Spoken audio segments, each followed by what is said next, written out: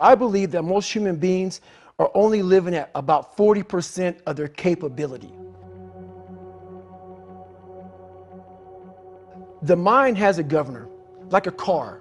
If you're driving a car and the car has a governor on it, the car may say 130 miles an hour, but the governor is set for 91. Once that governor sets in, you get to 91, that car starts doing this. The car wants to go. The car wants to go, but that fucking factory said, we're not going past 91. We have a factory, a nice governor in our brain, and it's a survival mechanism. It protects us from pain and suffering. The second we feel that shit, our mind says, oh no, this isn't fun. We should back off. We should sit down, find something more comfortable. And there's something about the mind. The mind has the tactical advantage over you at all times. At all times of your life, the mind has a tactical advantage over you. Why is that?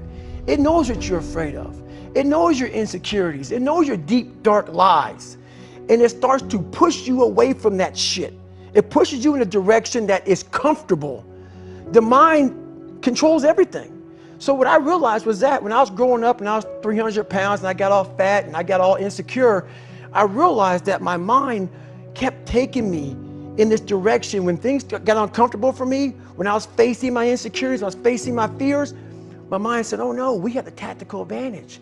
We need to get you, separate you from this feeling over here. Life's all about feelings. We want the happy feeling. We don't want that feeling of this sucks. Why am I here? And you don't have any, so you can't answer those questions, so you leave. I started realizing that if in that moment you can answer those up questions and you are now in charge of your brain versus your brain ruling you, that's where all that stuff comes from. So the 40% rule is all of that. You get to 40%, your brain says, we're done. Let's roll, man. This is starting to get painful. This is uncomfortable. So you sit down. You have to figure out ways, and everybody's different. That's how the book kind of talks about, like we all have these things about, 5 steps to this and 4 steps to this.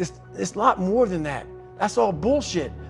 It's a practice that you have to, it's a habit. So if you know that at 40%, I'm feeling pain. At 40% I'm feeling pain. That's where the 40% rule kicks in. Now it starts. Okay, I'm feeling pain. My mind's saying all this shit to me. It's saying, get out of here, run, flee. The fight or flight kicks in. Okay, we're done, we're not good enough. It starts telling you all these things. You start to believe it because the mind controls all. This is the time where you have to gain control back of your mind. It's okay, let me see if I can go 45%. And once you start giving yourself more and more hope and start realizing, okay, the mind starts to be, okay, what are you doing? We're supposed to be going right and you're going left. You start then controlling your mind. Start finding more in yourself. And then it goes from 40% to a lot further than that. But that's the start of it though. Get to the spot where your mind is saying stop. Whatever that is, you gotta get there first. And then that's when that shit starts to work for you. You gotta control yourself in that moment. So a lot of people can live with themselves. That's the first thing. A lot of people can live with themselves, look in the mirror and say, I'm okay with being afraid. I'm okay with going on this easy highway over here. The easy highway has all these fucking signs and shit, directions, how to get somewhere. And you have to first be uncomfortable with how you feel about yourself. With that voice that a lot of us like to run away from, we all have it. We all have that voice that's saying, hey man, you're kind of wimping out right now. You're kind of being a little punk right now. But a lot of us say, okay, that's okay. It's okay to tell these little white lies to ourselves. So we first have to face the real you. The real me is David Goggins. The real me is a guy looking at you right now saying, I don't want to fucking be on this show right now because I used to stutter as a kid. And I'm afraid of that. I'm afraid that here in a second, I'm going to start fucking stammering and stuttering and the whole world is going to know that I have all these issues. But that's when I see right now, okay, Goggins, you got to go on this fucking show. That's Goggins. Goggins is saying, okay, David Goggins, you're a punk. Life made you this way.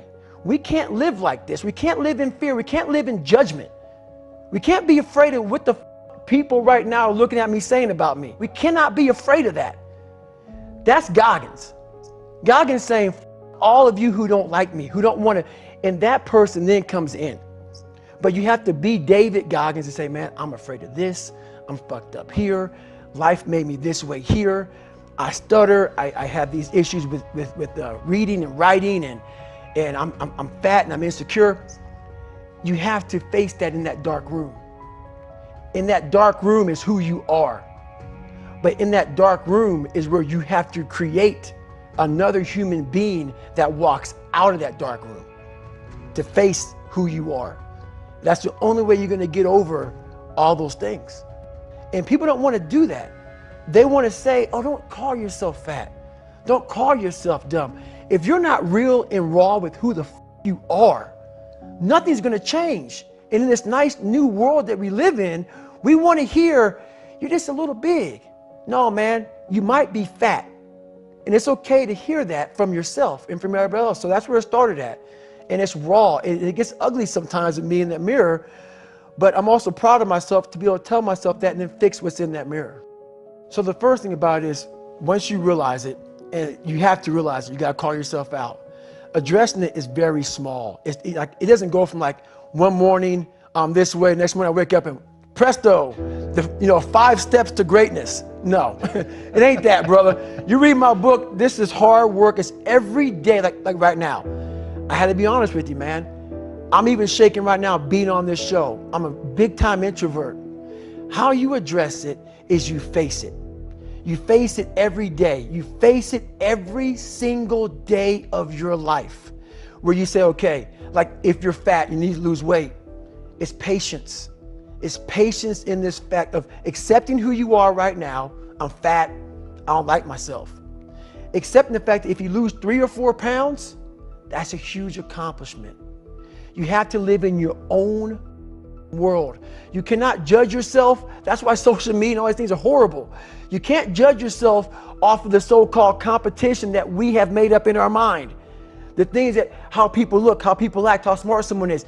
This is a race that you run completely alone. A lot of folks talk so much shit about, hey, I'm going to change your life. I'm going to do this. I'm going to do that.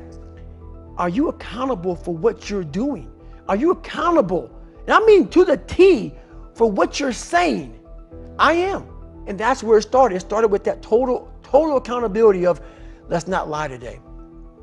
Let's tell people the truth about who you are. And when you can get on and tell someone, like I'm doing right now, exactly how f***ed up you are, that's the goal in life.